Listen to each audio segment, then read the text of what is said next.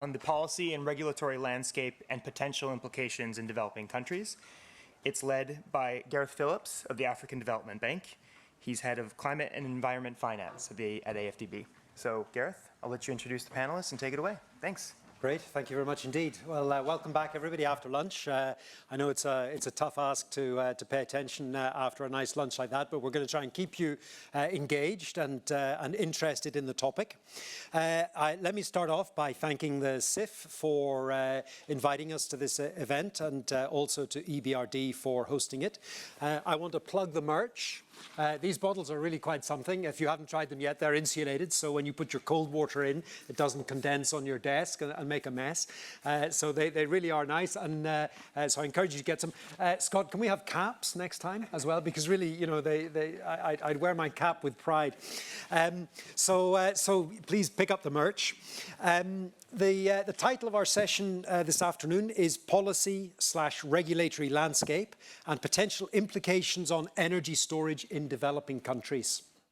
And I have an eminent panel. I have to say we're a manel, which is unusual for the CIF, because we know the CIF has been leading our work on gender issues, but we are poorly represented by the female side here, for which I apologize. But anyway, we will endeavor to keep you entertained. And to help me do that, I have, first of all, on my left, Marcelino Madrigal, who's the Principal Energy Specialist at the Inter-American Development Bank. Akram Wahid, who's from the Maldives Energy Authority. Markus Rosenthal, who's Head of Policy and Regulation at the German Energy Storage Association. Harsh Thacker from the Indian Energy Storage Alliance, and on the far left, Giuseppe Artizu from Engie. I wanted to pick up on the discussions around the technologies. We had sort of battery storage 101, which was very interesting, and as I sort of expected, it focused rather on the battery side of things, but there are many other forms of energy storage, and we've had some hints in the direction, you know, sort of suggesting what those might be.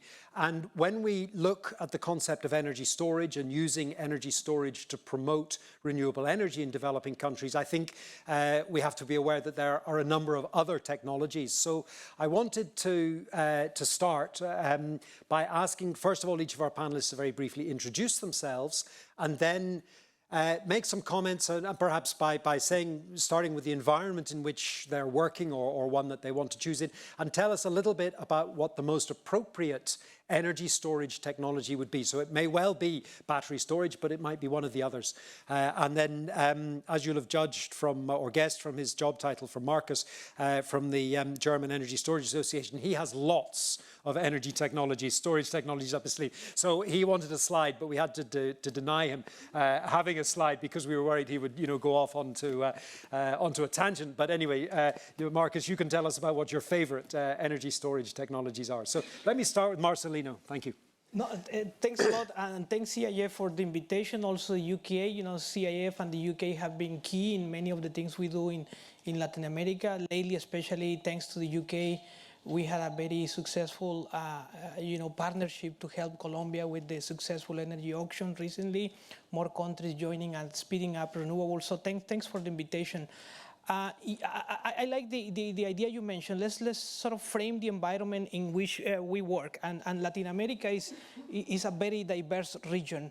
It's rather clean. It's more clean in the power mix than the world average, thanks to hydropower, and for the past 10 years thanks to for wind and solar, and mostly because of the new regulatory instruments that Latin America has been pioneer, especially like electricity auction. So average, rather clean energy mix. We have extremes, of course. We have you know, Costa Rica, Uruguay, 100% renewables. They actually export renewables to other countries.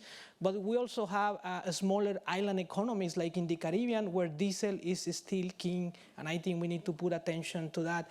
And there is a big role of storage in small islands that I will mention before. We also have a very diverse setting in Latin America. We were, you know, in the developing world, pioneers on regulatory reform in the electricity markets. In some cases, we learned the hard way what things to copy in terms of regulation, what things not to copy. So the region has learned a lot how to adapt regulation to the particular context. So with that context, lots of hydropower. Some people would say then, why do you guys need storage in Latin America? Well, in some of our largest countries like Brazil, Mexico, Chile, Argentina, despite that we have some sources of flexibility, the networks are rather long. Electricity networks are rather long, so there are these pockets in which traditional storage technologies actually make a lot of sense, especially as a transmission sort of deferral or advancing activity. Sometimes building transmission takes a lot of time, and we have seen some studies that indicate that in these large countries, for example, the case of Mexico, 2,000 megawatts of storage could be viable right now as an alternative to wires.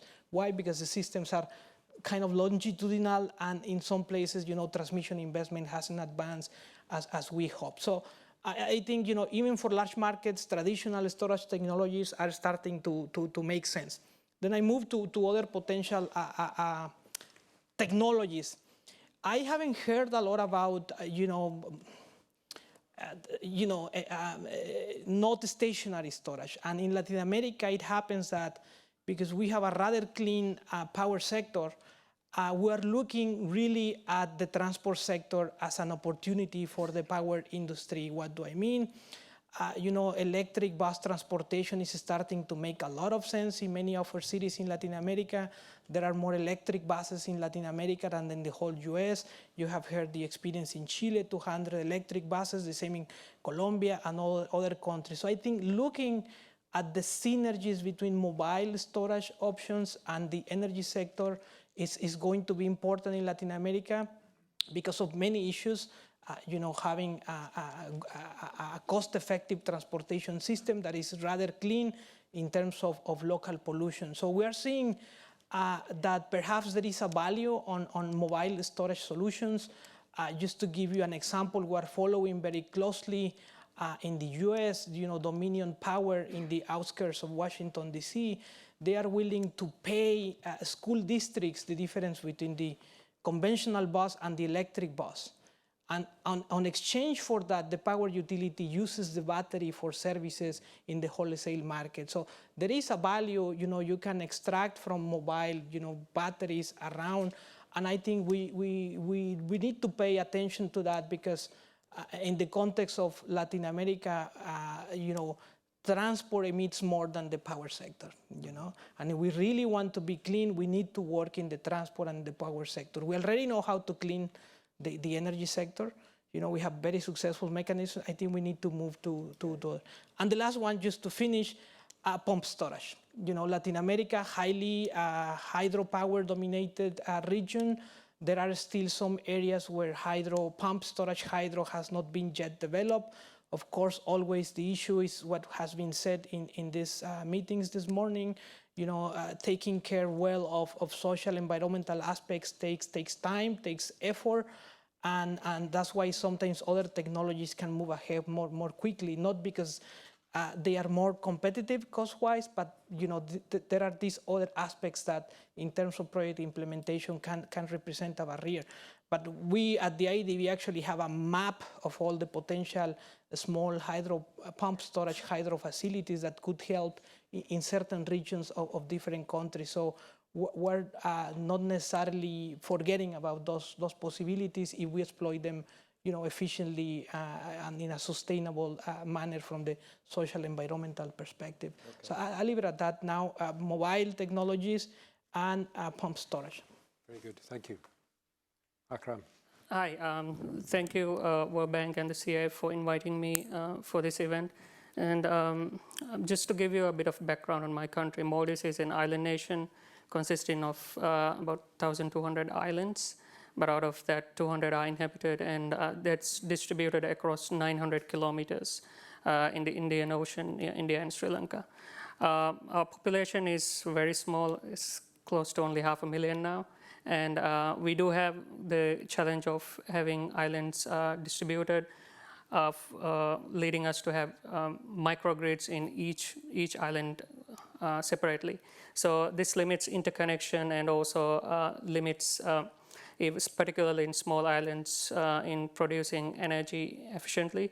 The main sort of energy production is through diesel-based system, and most of these islands have total installed capacities ranging from 100 to 1,000 kilowatts. And there are only a few islands with a megawatt scale and maybe a couple of islands with below 100 kilowatts. And considering we have a high dependency on fossil fuel, we are actually spending a lot at a national level on electricity production. So our cost of production range from the most efficient cases from 22 cents per kilowatt hour up until even 31 cents per kilowatt hour. So now this poses a challenge because when the fuel price increases internationally, we have major impact on our sort of electricity prices, which forces the government to sort of pump in more subsidies. And we have been spending huge amount of subsidies, and it has been increasing, and that's one of the major issues that we also need to solve. And the other part is also on reliability. So overall, independence from fossil fuel is something very important for our country. And we have been working on renewable projects for some time, but it's had been mainly solar PV systems. We had a couple of projects. I mean, 10 years back, we had a number of pilot projects that hadn't sort of run very successfully, but I mean, mainly it was because of the cost issue. And over the last couple of years, the cost has gone down significantly, and we have been able to sort of make public sector investments and also private sector investments successfully through support from World Bank assisted projects, World Bank and ADB assisted project that is also partly co-financed by CIF. So in terms of the renewables that we had sort of implemented, we had mostly done public sector investments in much smaller islands, and very recent installations in more than 40 islands we had includes storage as well. The application is mainly for either grid stability or part storage for 6 hours. So some of these islands have renewable energy penetrations ranging from 10% to sort of 50%. Coming to sort of the aggressive expansions we are looking at in renewables. Previously, we had targets of about 10% in the energy mix, but now we do have an ambitious target to reach about 70% of the total energy to be produced by renewable, that is primarily solar PV. So in terms of like storage, our sort of technology options that we had been experiencing is limited at the moment for lithium-ion batteries, but we will be willing to explore on different types of technologies and based on how the experience goes and when the projects mature. So and we do plan to scale up renewable systems because our installed capacity for renewables at the moment is 16 megawatts, 16. But we plan to sort of scale that up hopefully within the next couple of years by having an additional 20 plus megawatts, and we plan to also have megawatt scale storage also installed in some of these larger islands, and and we are working with World Bank to develop a project to enable that. So that's the sort of background I have from the Maldivian side. So I'll probably touch on other aspects when the questions come. Thank you very much. Marcus. Thank you very much for asking me which is my favorite technology regarding energy storage. Well, we are representing in Germany all technologies, and I was telling you beforehand, when we put, for instance, a battery on our web page, the H2 people immediately ring us up and say, are we now the battery storage association? And vice versa, of course. So basically what we are representing is kind of all kind of technologies, and but they have the lowest common denominator, which means the regulation we have in the European Union and in Germany is either benefiting them or is harmful to them. And what we see is that the government is trying to establish wonderful new programs, for instance on H2, for instance to build batteries in Germany now. But in the kind of day-to-day business, our companies are still feeling the pain that the regulation is not encouraging the market, but stopping the market. And we are one of the very few energy associations in Germany who are having a very pro-market approach. We say it might be necessary in some specific areas to have a subsidy to start it, but the market shall decide at the end which technology is the best. And our main competitor, in a way, we haven't chosen this, but that's the government view, is the grid, is the transmission network. Our government has decided they want to build a huge transmission network. We already have a huge one, but they want to extend it. But the decision was made in 2007 to build approximately 8,000 kilometers more transmission network. But until now, there have been 1,000 kilometers which have been built. So it's the last 12 years. So we are now speaking to the government, and they say, more or less, we are responsible that the grid is not coming, but kind of we push energy storage. But then we say, no, it is the market. It is the industry. They are the homeowners who are buying energy storage solution. Small ones, 2 kilowatts per hour, 2 kilowatts, and also very big ones. And that is what the market is developing. That's kind of where the demand is.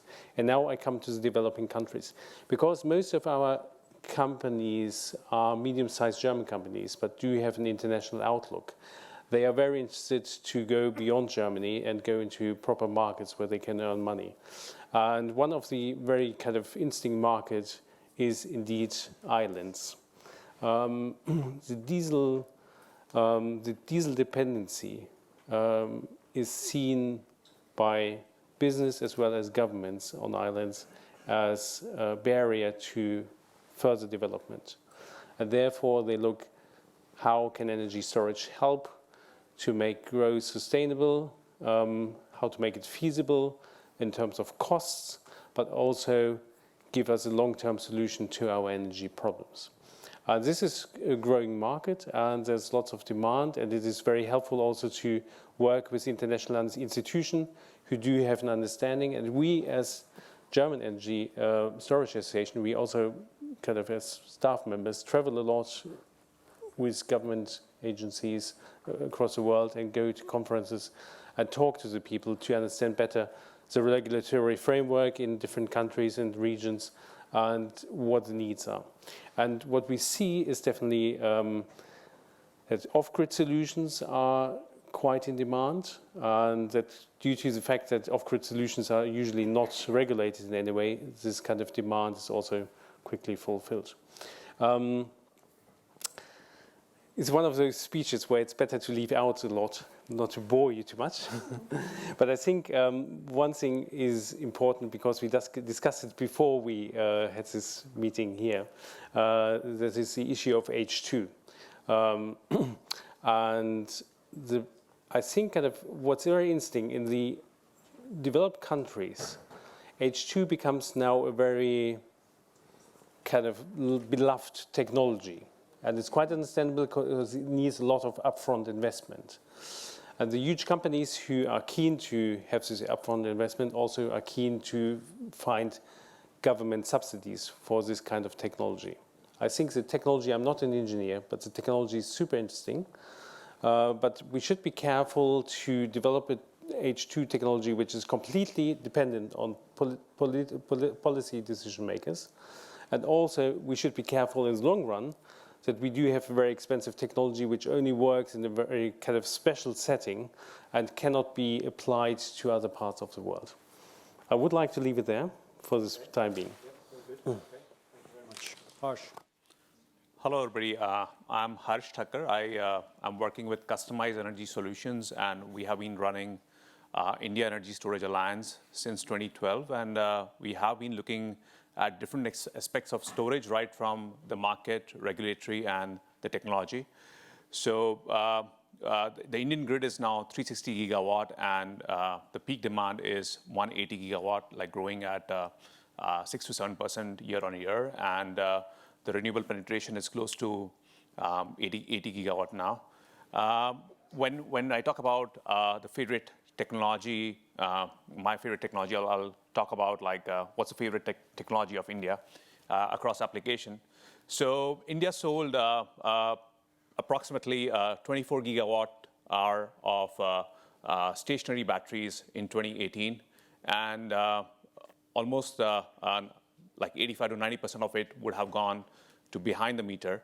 And so what's driving this is unreliability of the grid. You'll love it or loathe it, but that's the truth. And the favorite technology for batteries for backup of residential sector is flooded lead acid. If you go to commercial side, industrial side, it becomes VRLA, the maintenance-free battery. But lithium-ion is the most fashionable battery right now in India. And the organized buyers in behind-the-meter segment, be it telecom or data center, are considering it. Interestingly, in telecom sector, the penetration of lithium-ion is almost like 20% now. And we are seeing in many of the towers where lithium-ion has been penetrated, has replaced diesel consumption like completely, like 100%. In some of the cases where power cuts were like more than 8 hours or 10 hours, in some of the days, they had to go back and put the diesel genset. But in the rural, in the peri-urban and urban settings, they were able to replace the diesel gensets in telecom tower. In telecom towers in lithium-ion, we have seen LFP penetrating more than NMC. So market tells us it's more about the nature of high temperature operating condition where LFP has been at advantage over NMC, and some people say. There's too many acronyms here. Sorry. Yeah, lithium iron phosphate. So the Chinese lithium ion. Yeah. So that's being more preferred than nickel, manganese, cobalt, lithium ion, which is used in most of the electric vehicles. And which is like coming mostly from the Korean companies. So the high temperature basically is making market to go for lithium-ion chemistries, which are favorable for high temperature operation, because often like in telecom tower setup, we are seeing temperature of the battery going to 55, 60 degrees centigrade, and that's quite a bearing, has a bearing on life. Coming off from battery chemistries, we have 5 gigawatt of pumped hydro storage. Now, pumped hydro storage are doing pretty well, are operating for years.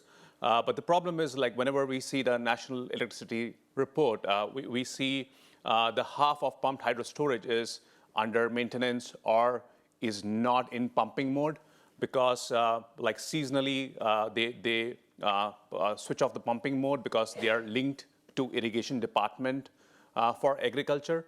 So that's one problem we have seen with the pumped hydro, and generally the gestation period for pumped hydro in India is seen around like 12 years. So there is like a considerable 3 to 4 years which takes for environmental clearances. And apart from pumped hydro, we are also seeing phase change materials like penetrating in some of the non-battery applications. So you know about this refrigerated trucks which carries milk, fruits, vegetables. So there are some companies who are putting phase change materials. So the refrigerant or the HVAC system in this truck is basically charged by diesel.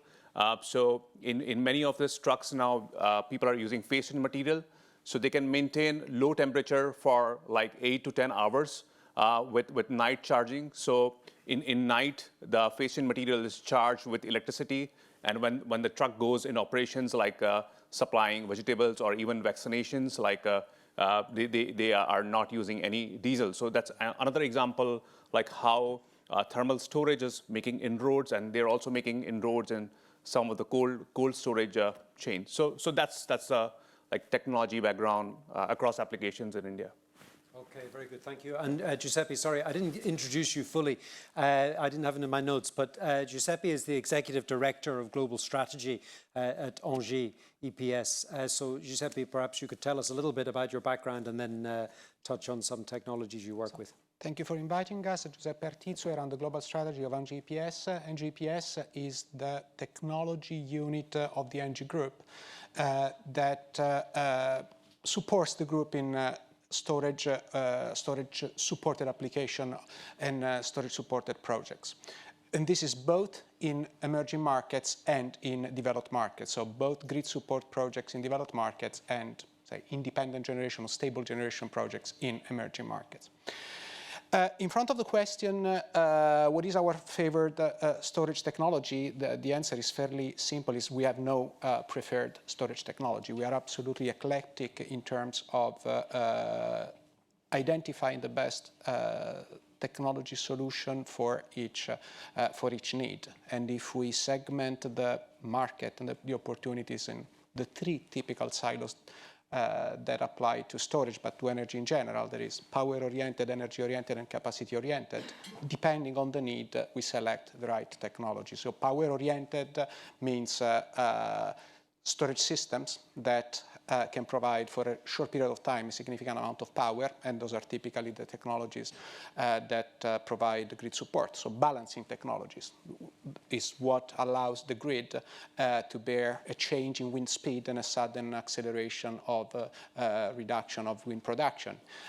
Is what allows an industrial user to offset a sudden loss of power from the grid or a voltage fluctuation of grid supply. Energy-oriented application is energy management. So it's shifting energy from one time of the day to the other time of the day, mostly for economic reasons. So ensuring that to minimize the use of very expensive technologies for peak time. So using solar energy, charging it in a battery during daytime and using it to shave the evening time peak is the typical application of energy-oriented storage. Last, capacity-oriented. Capacity means what guarantees the availability of energy in exceptional or rare events. So low utilization rate system. Now, we don't really see storage as an obvious provider of capacity. Lead-acid batteries are traditionally backup solution, but for short term. If you need to guarantee 2 hours of autonomy, the lead-acid batteries guarantee 15 minutes. Maybe then you switch on the diesel generator. So we tend not to see batteries as an obvious provider of capacity. Now, within this, however, then we need to acknowledge the evidence of the market. And the evidence of the market is that starting from developed market, but increasing loads in emerging markets, lithium-ion is proven as, for power-oriented application, a technology able to do the job much better than conventional technologies. So there is power plant with some flexibility inbuilt, and much cheaper than conventional technology. The UK, apologies, has been a pioneer in this with National Grid. Now, these applications are obviously relevant also for emerging economies where there are stability issues well before the adoption of intermittent renewables. I mean, now we are seeing South Africa launching a 1.4 gigawatt hour program for storage deployment. A good portion of that, a good use of that, the first good use of that is going to be for sure stabilization of the grid. What is changing now is that also for energy-oriented applications, we are starting to see lithium-ion batteries being deployed on a full commercial basis. So large batteries, for power-oriented application, you need fast batteries, but relatively small. For energy-oriented application, you need large capacity. You store the entire capacity or a good portion of the production of a solar plant for 3-4 hours during the day, and you deliver that in the evening. So you need large batteries. That's a big investment. Now we are starting to see that coming of age. In particular in countries with low cost of capital. But in some emerging markets, the spread between, say, off-peak, the industrial cost, the grid cost of delivering off-peak power, and grid cost of delivering peak power is very, very large. Think of countries that have a base load given from Rhino River hydro and or geothermal, and at peak time they need to resort to diesel-based generation. Think of Malawi, think of Kenya. So there are multiple countries that have a very large spread between off-peak generation cost and peak generation cost. Even there, even with a relatively high cost of capital, we are starting to experiment with this kind of business models. I mean, one example, it's in the public domain. So we are preferred bidder for a large project in a large Pacific island, and the tender requires to deliver solar energy after 5 p.m. So we were awarded, we are preferred bidder for a power purchase agreement where we sell energy. So it's pure energy based, there is no capacity element, but for delivering solar energy after 5 p.m. It's a solar plus storage tender. That implies a large amount of storage and we do it in a very competitive so we can commit to deliver that energy at a very competitive price to large-scale diesel generation that would do the job in the evening. Only the variable cost, this is important. I mean, only the variable cost of diesel generation. So solar plus storage replaces fuel, does not replace capacity. On a cloudy day, you need something else to give energy. Then you can charge efficiently during the day from some other source, the battery, but let's always remember that. After a cloudy day, the battery, if it's only filled by solar energy, is discharged, period. So let's avoid misunderstanding. On capacity, I mean, we are ENGIE, so of course we have a strong vested interest in the gas system, where there is a gas system. But we still believe that it's highly questionable whether seasonal storage can be given by anything else than some form of fuel-based system.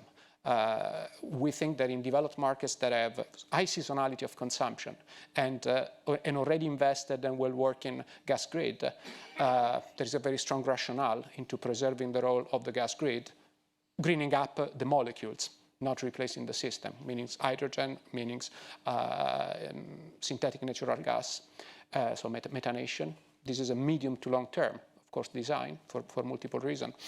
But our current belief, again, possibly biased by the fact that there is a large that we are a large gas grid operator, is that where there is a gas grid, it doesn't make much sense to think about getting rid of the gas grid, but rather let's green up the molecules. So, and this is another way of thinking storage. In emerging markets, it's a fascinating question. Most emerging markets are not methanized, so there is no gas grid, and they are mostly in the Sun Belt, so there is not much seasonality. So what will end up playing the role of capacity provider in these markets? It's an interesting question. The economics of diesel-based generation at low utilization rate is very powerful. So small investment cost. If the utilization rate is very low, it's difficult on a total cost of ownership basis to address that. So very pragmatically, when somebody asks us, we want to go 100% renewables, very pragmatically, our answer is, let's think about biofuels. So let's think of at least as a transitioning solution, because if you want to go 100% renewables today, we struggle to see a capacity-oriented technology that can compete with thermal generation. We'd rather, again, green up the fuel than. But this is it's a fascinating question. How do we get from 70-80% renewable penetration to 100% renewable generation, which essentially means addressing the monsoon season in India when there is no sun, or addressing the cloudy and windless days. And that's but currently, I don't think that clean technology, as an answer, other than greening up the molecules. Okay, thank you. I think that raises an issue which, if we have time, but I suspect we won't, that I wanted to come back to perhaps at the end is, to make sure that what we do come up with is low carbon and climate resilient, because, that's the, after all, that's the kind of goal. And I think that is a real challenge. And, it's all very well to say, yes, we're going to rely on solar, but the fact is there are cloudy days and there are days when the wind doesn't blow. So, we need to address that. But let's move on now. So we've heard about a range of different technologies, not just battery, mobile battery, pumped storage, and this description of the different kinds of services that we provide. We heard briefly about cooling energy, which I thought actually would come up a little bit more prominently, given the fact that a lot of the growth in electricity demand is going to be for air conditioning. I thought we might have heard some expressions of interest around cooling energy storage. But anyway, it's there in the background.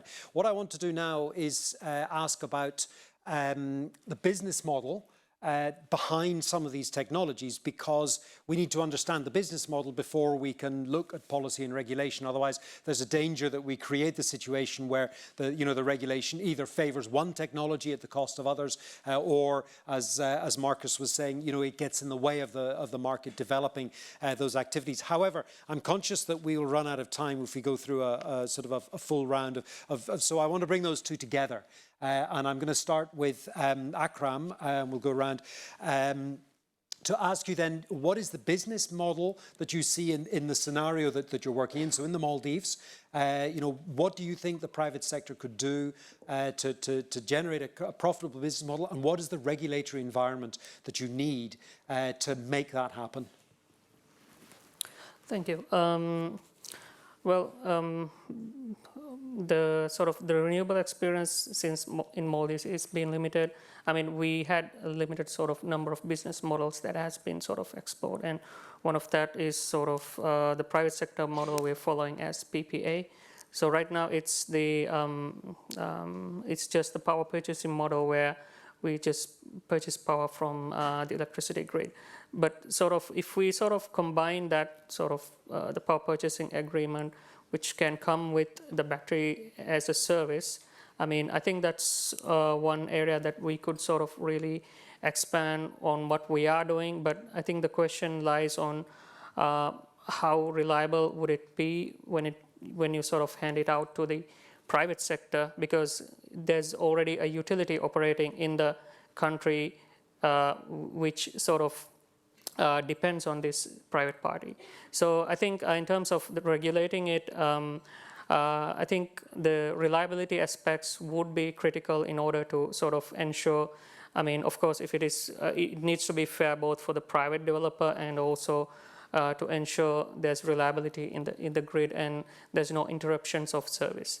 And the other way that we could look at is, and that's also what we are sort of exploring now, is look at storage as a separate sort of utility-owned asset, or the storage can come as sort of on a rental basis, as I think from some of the previous sessions we have sort of understood that sort of models are also applied.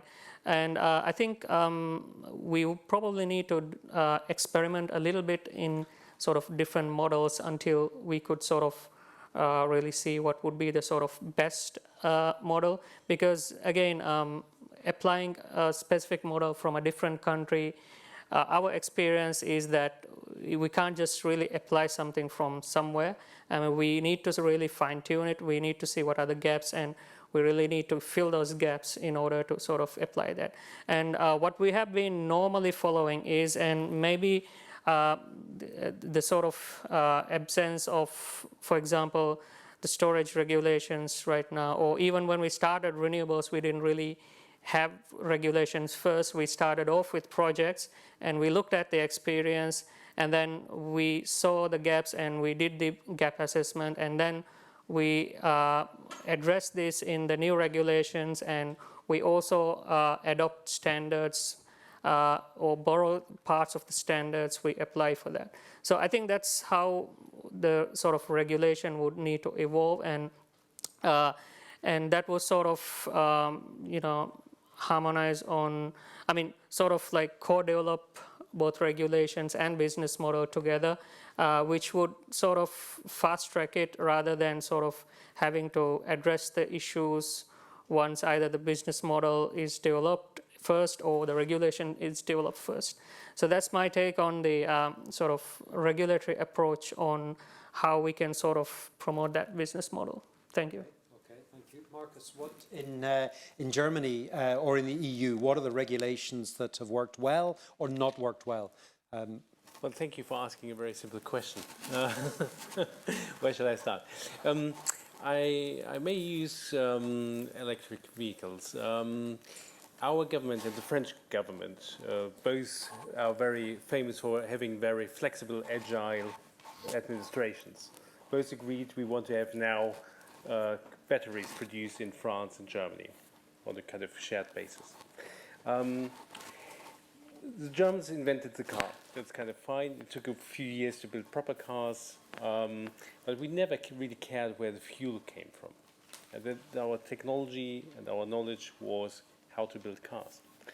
Suddenly, with electric vehicles, where other companies from other parts of the world are edge, top edge, we now thinking we want to do it by ourselves. And it already kind of indicates I want to go to the spirit. Where are we? It indicates that the government wants to suddenly do things where they don't really have the expertise. They hand out money to companies, which are also partly our members, who are saying, okay, we take the money, we do some research there, and we build possibly a nice little factory. But to be honest, in our home country, we already have this, and we don't see that the market is really going to shift. So it's a classical, I take it, otherwise I would be silly. And I think that's kind of at the moment the spirit we are seeing in Germany.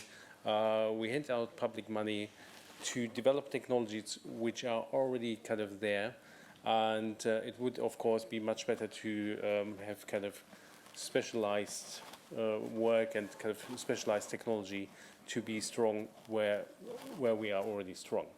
I'll give you one other example. Our government is very keen now to promote energy storage in terms of rhetoric, and we talked about this. It seems to be the same in India. But when it comes to regulation, we are told energy storage is very expensive. Our argument is, well, it depends. It depends which case you have. If energy storage is expensive, nobody would buy it. So you always have to look on the case where it should be applied and if it is feasible. That, of course, is slightly more complex than to have a steel factory which is producing nice steel on a big scale, because then you see how it's done and what the product is. So it needs more specific understanding about the complexity. And that's kind of the trouble we have with the politicians we are talking to. They are all very bright, intelligent people, but their access to energy storage is their mobile phone. And they don't understand the rest of energy storage. And then they like to do something, as politicians always like to do, show something for the press. Lovely, we really push forward new technology. We are here, we give money to it. And the key question is, of course, always, what is really happening? And I can tell you, one of the big driving forces at the moment for the German market, which is kind of has difficulties with the regulation for energy storage. But the reason why our market in Germany has 19% growth, 19% growth, 19% growth, is because we are phasing out nuclear energy. And the industry is very, very worried that the grid is not reliable when we lose 10 gigawatts in 2022. It is absolutely clear when the 10 gigawatts are missing, the grids are going to be fluctuations in the grid. And that is the simple reason why the industry is not relying anymore on the classical power generation system we know. They now buy energy storage to be safe, because 70 milliseconds of not having electricity in your factory means you have a week of interrupting your production process, and that costs millions. And that is kind of the force why energy storage at the moment is growing in Germany. So I give you a kind of real world picture. Okay, thank you. Harsh, in India, where I liked your statement earlier in the day, or maybe it was yesterday, that batteries came to India first before solar panels. And I think a very high uptake of battery storage at a household level. If I understand correctly, this is sort of behind the meter storage, and this effectively doesn't really need regulation.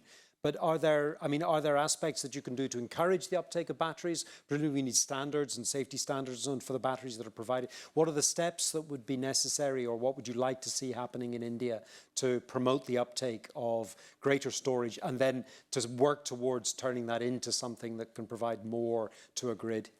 Sure.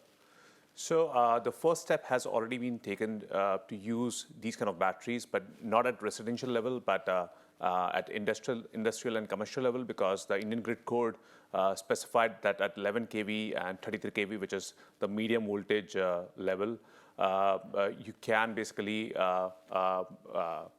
feed the battery back into the grid, and that is allowed in the grid code this year. But since there is no market to monetize any of the benefits as such, we feel like it is still a far-fetched thing to happen. So the last mile grid or the grid at the distribution level is very inflexible in India, because the transformers are not having on-load tap changers at 11 kV and 11 kV by 400 volt network. So, and when rooftop solar is coming in, like there is a strong need for a flexible asset coming there, and which is going to be storage. And if there is already a gigawatt scale of storage lying behind industry in UPS form or backup form, that can be used. And that's where, as you were mentioning, like the different business model need to be thought of. And I think this is a place where the utilities balance sheets are in red in India, and you cannot ask them to put energy storage in their asset book. So definitely that would be difficult, and a third-party owned or aggregated model would work better in this scenario. And then, Giuseppe, I liked your answer to the first question of splitting it up into these different services. Can you characterize the level of development that you need to see in terms of the regulatory environment to enable you to sell these different kinds of service? Which is the easiest and most easy to deploy, and which needs a more sophisticated infrastructure and regulatory environment?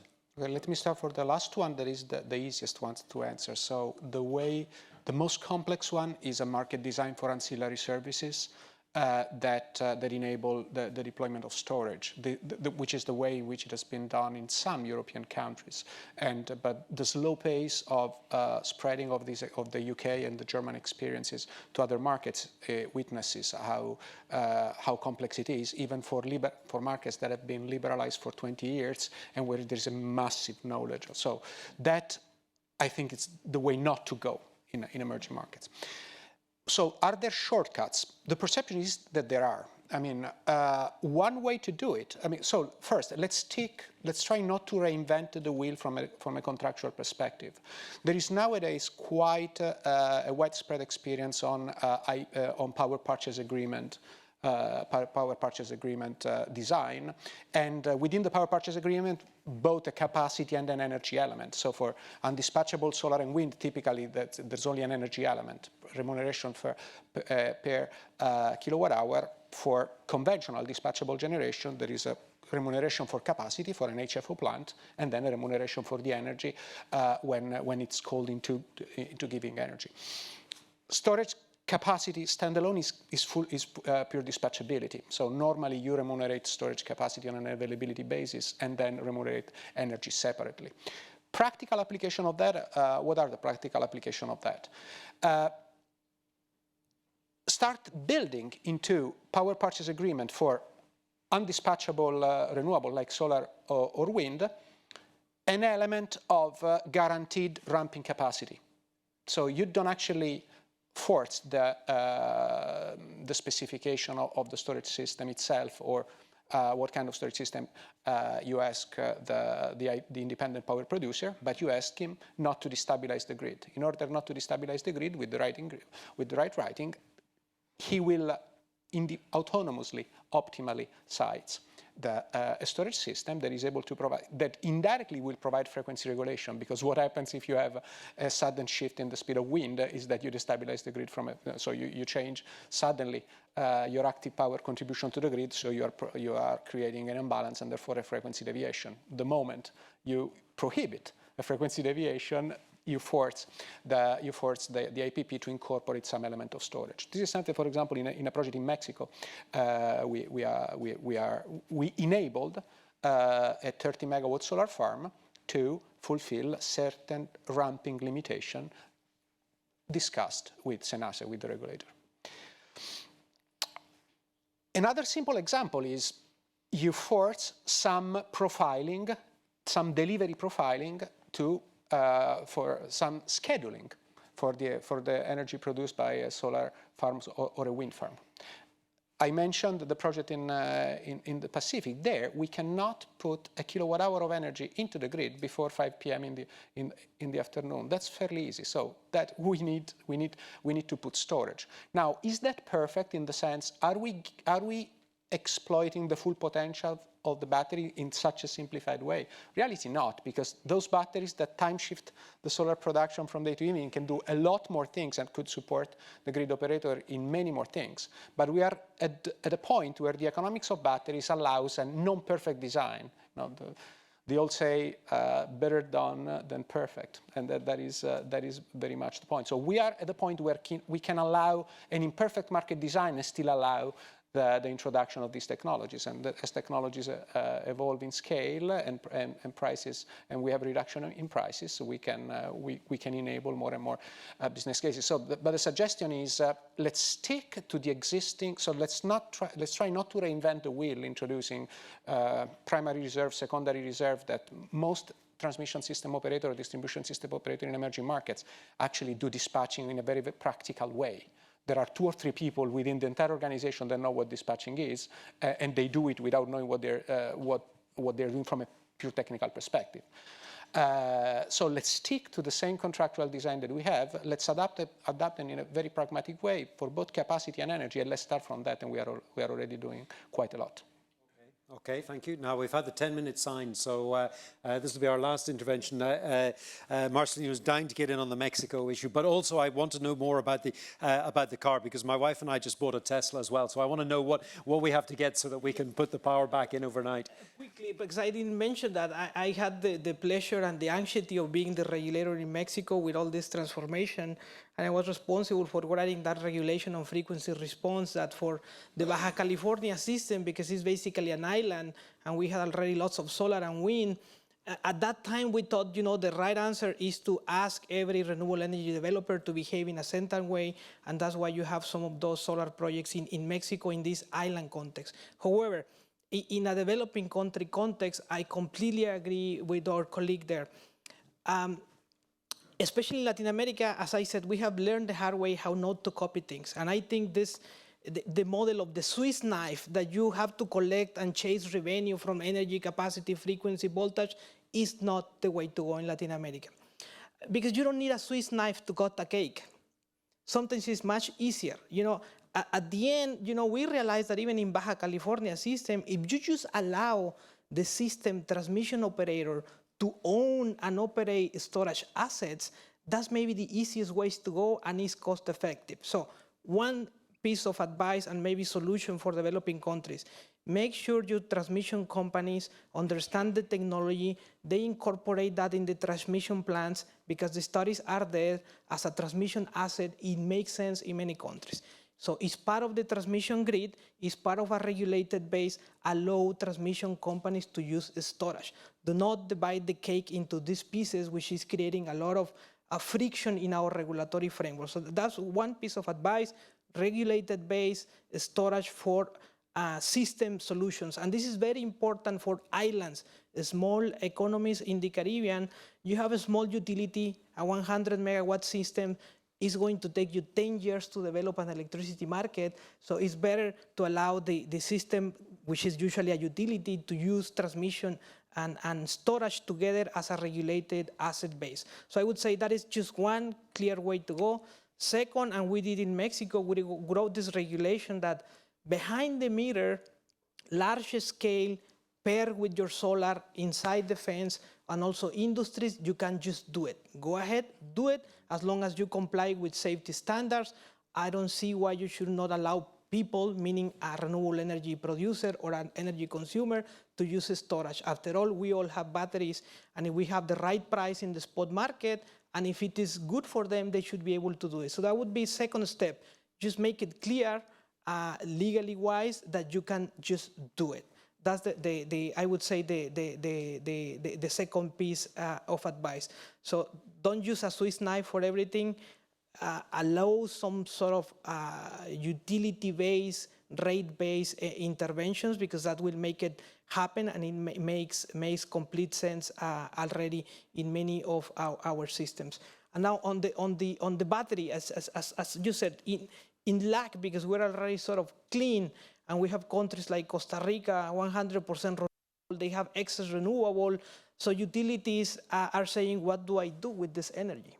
So Costa Rica, and we are supporting Costa Rica, they say, we need to move now to new frontiers. Anybody can do generation, solar, wind. So what is the role of the utility? So what do I do with all this clean renewable energy? Let's go to transport.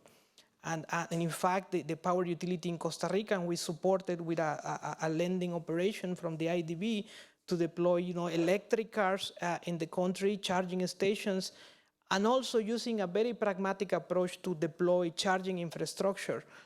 You want to have that base infrastructure in the country so that people is confident to drive and use, the batteries in your cars, charging in the grid of the power utility, and in some cases like buses, to maybe use that battery for system services. The last one, islands, PPA plus storage arrangements. We are supporting one process right now in the Bahamas, and then the hurricane came, the Dorian hurricane. So people, consumers, are really interested on solutions that despite the hurricane, you have your storage and your solar facility. So I think in the space of islands, for that, you don't need a lot of regulatory craft. You just need the technical capacity to design a solar plus storage hub system that if the grid goes away, you can still operate. And in the Caribbean, because of the frequency of hurricanes, that is happening more. So I would say that there are three models in which this can quickly scale in developing countries, those three ones. Very good. Okay, so and my two key messages, I like this, you don't need a Swiss Army knife to cut a cake, and just do it. Although that's somebody else's slogan, I think. But now, let me go very quickly, one round of questions. I'll take 3 questions. Please make them short and to one of the panelists, or if nobody has any, then we'll finish on time. So I've got Chandra, gentleman in the front row there, and one more. Okay, only 2 questions. Please make them short and specific. Right, yes. There was a major power outage in Argentina recently, well, a few months ago. So my question is, was there any regulatory aspect to that? And if there was, are there any plans as far as, maybe the gentleman from, the panelist from the IAB? Yes, we are actually, in fact, working with Argentina to develop the first solar storage facility in the San Juan province, paired to a solar installation. It's this thing that we need to let the technology be known for everyone. We talk a lot about batteries, but sometimes just knowing it and making sure you deploy it first is very powerful. So we're working in Argentina developing the first large-scale solar installation with IDB support. The issue of the blackout is on the media, long systems. When you lost a hydropower in a long distance, you can enter into these issues in any system. But it was related, for the most part, outages of large, transmission plus hydropower plants. But the storage, we're working in Argentina to develop the first, storage lithium-ion battery installation. So Marcelino, on the regulate network asset, battery as a network asset and regulated asset, you know, and then how do we make this a private sector oriented model? I mean,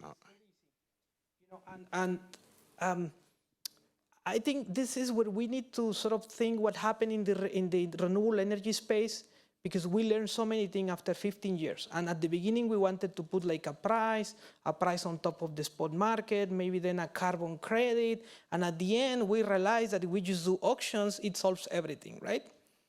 So in transmission, and especially in Latin America and many places, you have privately driven transmission. You have like transmission PPAs.